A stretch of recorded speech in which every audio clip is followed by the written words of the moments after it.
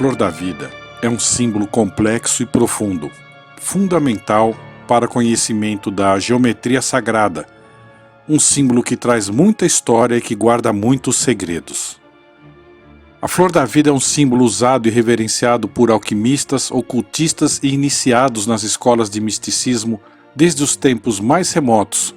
como é possível perceber pelos registros do seu desenho na arquitetura das mais diferentes civilizações desde as eras mais remotas.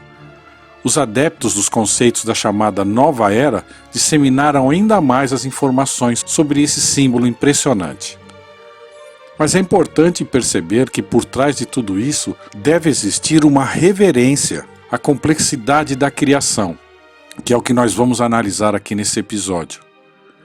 Essa estrutura denominada Flor da Vida é uma figura geométrica perfeita. Ela é composta por 19 círculos sobrepostos e espaçados de forma matemática rigorosa em intervalos regulares. E ela deve ser interpretada não como um desenho de duas dimensões, mas ela deve ser entendida em sua forma multidimensional, no mínimo tridimensional. A geometria sagrada que está codificada na harmonia estética da Flor da Vida é reconhecida por filósofos, por cientistas e artistas de todo o mundo e vem sendo adotada no hermetismo e no gnosticismo ao longo de milênios. A Flor da Vida representa muito bem as principais bases da geometria sagrada, porque contempla as formas fundamentais de espaço e tempo. Considera-se que ela é a representação visual de todos os aspectos envolvidos na criação e no funcionamento do universo, e é por isso que ela tem sido usada em meditação e em visualizações para estimular a elevação de consciência como uma espécie de mandala primordial. O seu layout é tão dinâmico e perfeito que reflete uma verdadeira lógica de criação e transformação, reforçando a geometria sagrada, que seria uma forma de materializar, de dar forma à vibração universal,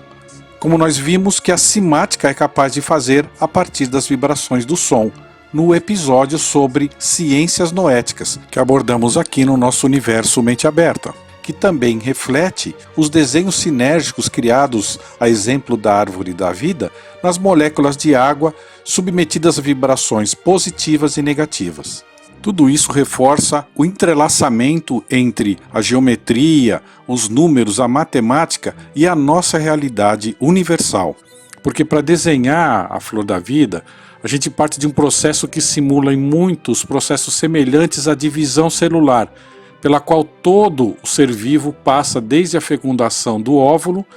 que gera a célula única inicial a partir da qual se forma o nosso corpo. Assim, a gente vê na sequência de estruturação desse símbolo da Flor da Vida, o ponto de partida chamado de ovo da vida, que então origina a chamada semente da vida, que compõe a flor da vida, e então é possível incluir nesse desenho, no encaixe perfeito, a célebre estrutura lá da árvore da vida, que passou a ser usada pelos cabalistas nos seus estudos, porque bem reflete os diversos aspectos da natureza, das emanações de Deus e da criação, mas que é um símbolo hermético cujo conhecimento é anterior aos estudos de Cabala, seja ela qual corrente cabalística for. Além disso, a Flor da Vida tem dentro da sua estrutura o desenho tridimensional de todos os chamados sólidos platônicos, que refletem os estudos de geometria sagrada e de relação entre os números e notas musicais que foram conduzidos na Grécia Antiga desde a sociedade secreta pitagórica, lá do Pitágoras, e que foram lapidados pelo filósofo Platão, como sendo a base para analisar a perfeição da criação e entender a existência de um designer que é inteligente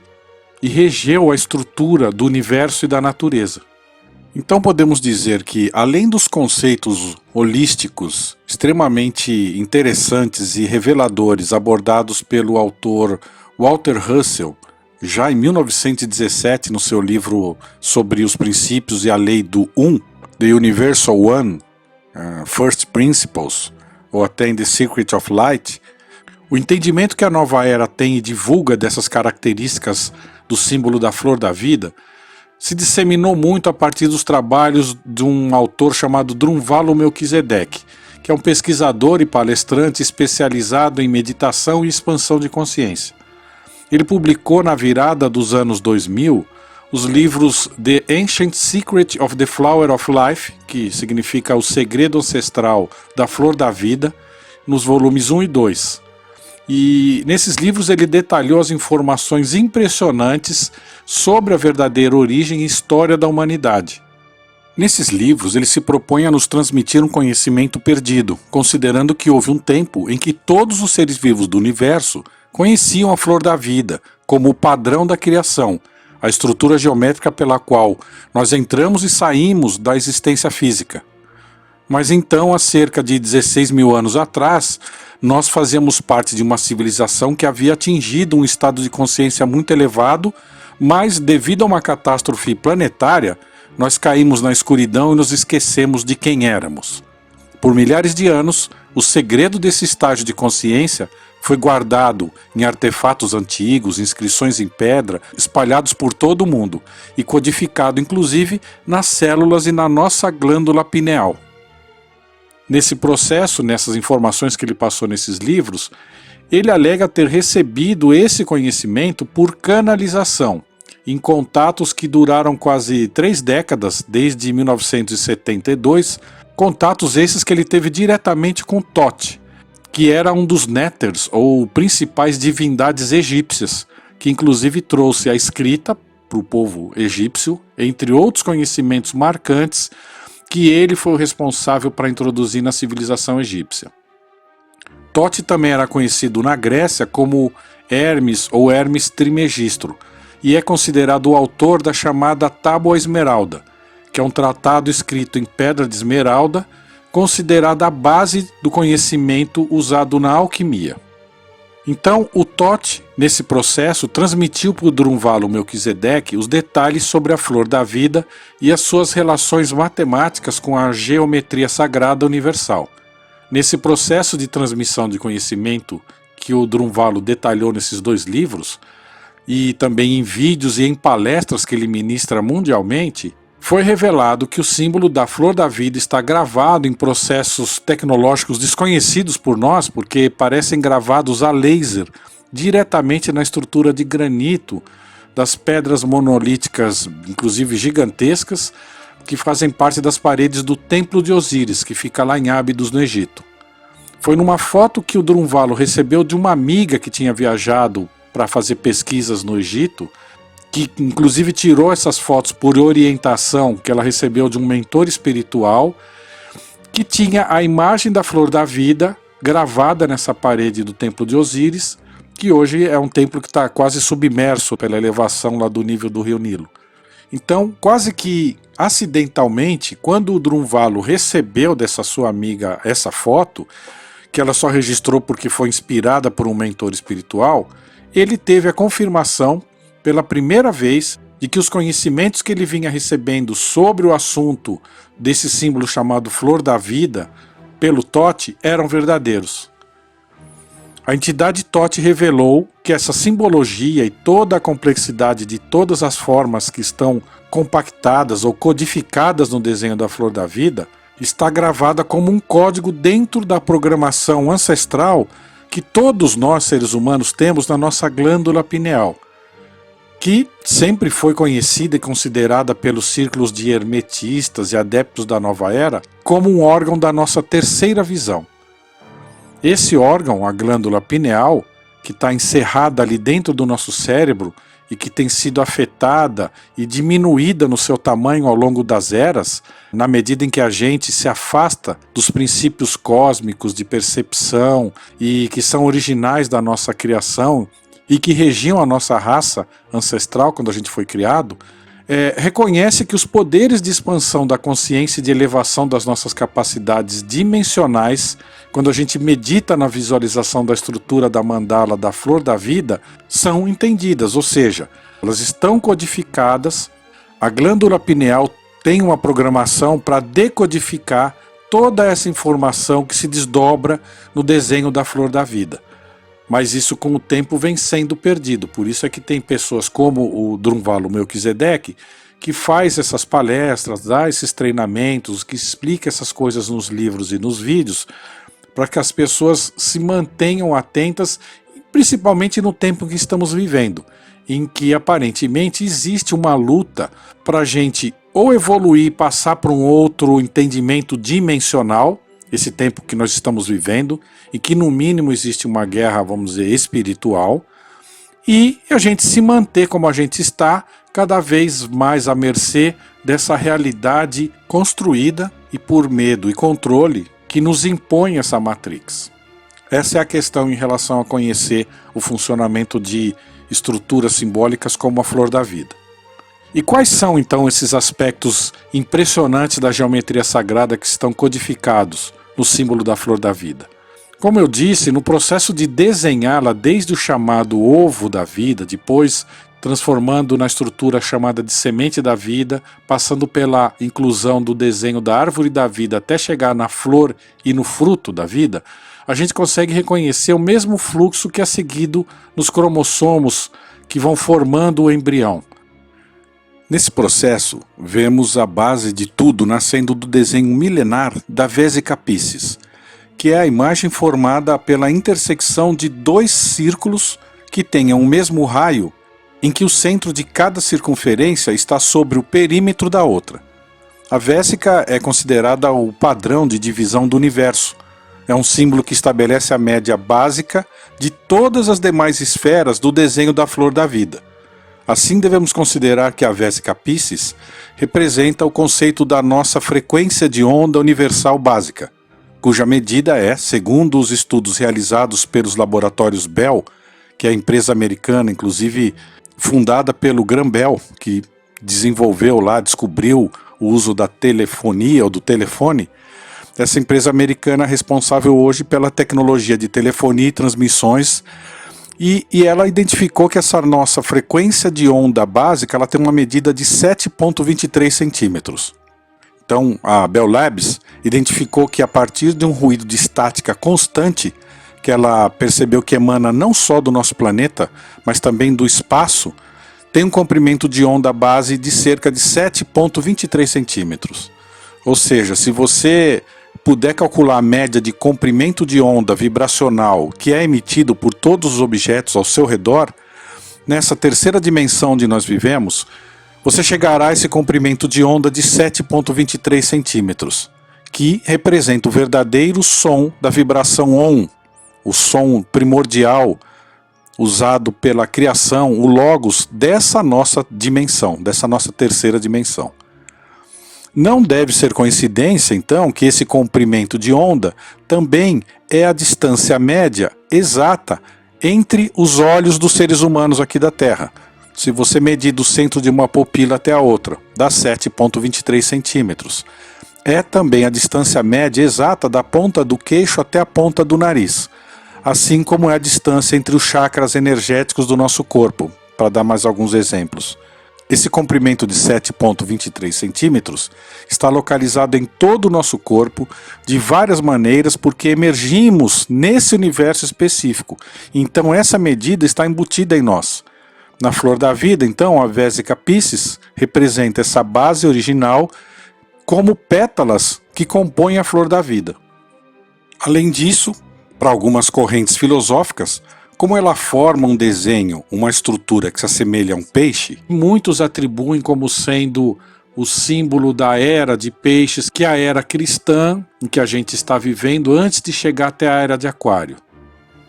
Ao longo dessas formas em que se desdobra o ovo, a semente, a flor, a árvore, o fruto, é atribuído um número de ordem de rotação. Então, começando pelo ovo, além de refletir a estrutura da célula do desenvolvimento embrionário, também a gente considera que nessa forma ainda de ovo da vida, ou a primeira fase de rotação, a distância entre as esferas mantém a mesma relação que existe entre os tons e semitons da música. O ovo da vida ainda é constituído por 7 esferas ou círculos,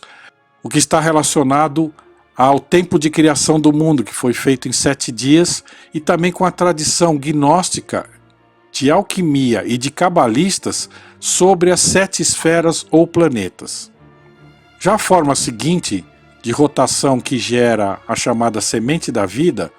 surge a partir de 6 círculos entrelaçados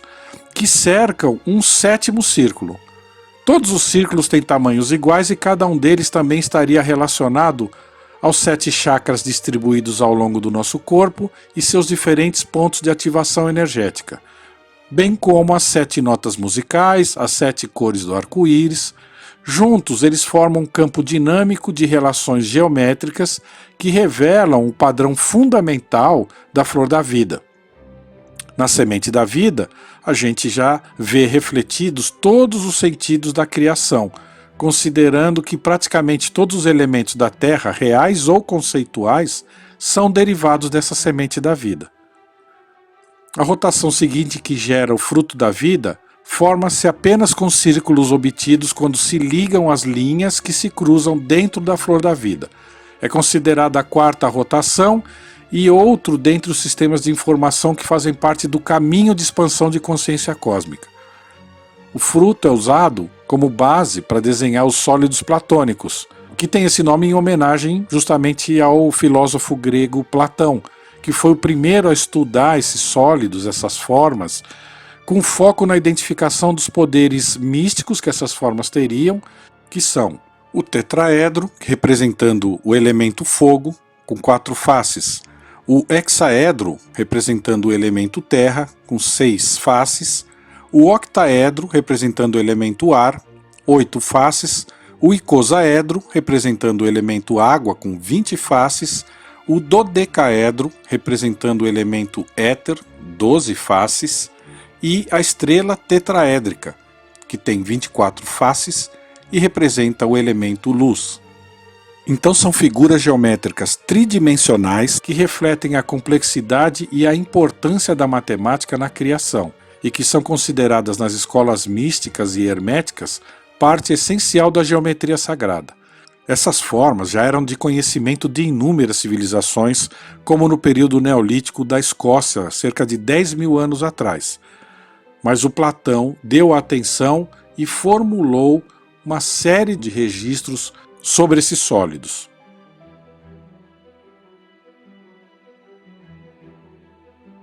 Outro símbolo fundamental da geometria sagrada que também está incluído na estrutura da flor da vida é o cubo de Metatron. Metatron é o anjo indicado por Deus a Moisés na passagem do livro de Êxodo, no capítulo 24, tanto no Velho Testamento como na Torá judaica, para que o Moisés pudesse chegar minimamente perto de entender Deus, já que é impossível ao homem entender a real essência e a realidade de quem é Deus. Então, como vemos em Êxodo, capítulo 33, versículo 18, que Moisés pede para ver a glória de Deus, para ter acesso à glória de Deus, Deus, na passagem que é dito, você deve ascender ou deve subir aos céus para chegar a Deus, que obviamente não seria ali possível, a palavra em hebraico que representa Deus nessa passagem, na verdade diz respeito a uma das emanações divinas de Deus, que é Adonai, e então que seria representada pelo anjo Metatron. Destacando que Metatron é um anjo, ele não é Deus, ele não é Adonai. Adonai é uma das manifestações de Deus, segundo o judaísmo místico, e então nessa passagem está se referindo: eu vou designar a você o anjo, através do qual você conseguirá chegar o mais perto possível da minha glória. E segundo então os rabinos cabalistas, esse anjo é Metatron, que é o anjo de mais alta patente sobre os 70 anjos que são os responsáveis aí nas regiões celestiais por receber as orações dirigidas a Deus, e esse Metatron detém algumas das principais emanações do Espírito Divino de Deus, possíveis de serem acessadas nesse processo entre o homem e a divindade. No esoterismo, que adotou o cubo de Metatron como um instrumento de meditação e desenvolvimento da expansão de consciência, os 13 círculos que o compõem representam os 13 sistemas de informação, ou de ideias, ou de conceitos mentais que são necessários para a construção de formas do ponto de vista geométrico. Então ali o fruto da vida e todos os círculos são considerados nós de informação, chaves e bases para a construção de cada círculo, que é um recipiente que tem certas informações dentro dele que viabilizam a dinâmica da combinação que cria as outras formas geométricas. Enfim, o que chama a atenção quando a gente reflete sobre a complexidade da flor da vida, considerando aquele que talvez seja o seu principal registro, que é aquele que a gente viu gravado com incrível precisão, como se fosse a laser, na estrutura de granito das paredes do Templo de Osíris, e que os arqueólogos datam como sendo de mais de 2.300 anos antes de Cristo, ou seja, tem mais de 4.000 anos essa imagem lá no Osirion, é que nós encontramos evidências do seu conhecimento e influência não só no Egito, mas sim em quase todas as principais culturas do mundo antigo, como em templos dentro da cidade proibida da China, nas antigas sinagogas em Israel, em templos budistas na Índia e no Japão, na cidade de Éfeso, na Turquia, e em muitos outros lugares. Então, quando a gente avalia a profundidade, a complexidade e o conhecimento que está encerrado nesse símbolo da flor da vida, a gente se pergunta o quanto esse conhecimento deve ser interpretado como uma forma de adorarmos a criação, para que, respeitando-a, a gente busque entender como é que a gente pode se desenvolver como humanidade e como membros de uma comunidade cósmica, ou se esse símbolo é visto por algumas pessoas como um desafio de conhecimento, para essas pessoas que desejariam dominar as bases da criação para, em vão, igualar-se ao Criador. E você, mente aberta, também sente e acredita na profundidade e na infinita inteligência da criação que estaria guardada nos segredos de perfeição que se refletem na geometria sagrada da flor da vida? Ou para você não passa de um belo exercício de trigonometria e habilidade de desenhar, sendo explorada por pessoas supersticiosas e de fanáticos pelo misticismo? Até o próximo episódio, mente aberta.